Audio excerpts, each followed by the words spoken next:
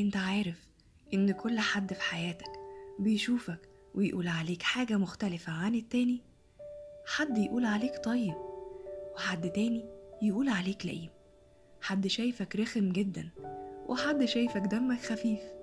ناس بتشوفك قمة الجدعنة، وناس تشوفك رمز للندالة. الصحاب مش بينزلوا إلا لما بيقولوا، والصحاب بينزلوا من غير ما يقولوا. شخص بيحب فيك كل حاجة، وشخص تاني شايف فيك عيوب كتير. لكن الحقيقة بقى إن محدش هيقدر يفهمك ولا يوصفك صح، لأن كل واحد بيوصف زي ما هو عايز يشوف. وإن مش أي حد يقولك أنت حبيبي تصدقه، وتبقى غلطان لو فكرت إن الناس ممكن تبطل كلام.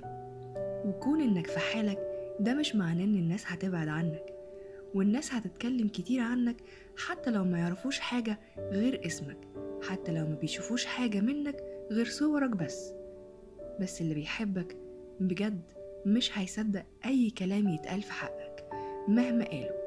وما تزعلش، ده الميت في قبره بيتكلموا عليه، مش كده ولا إيه؟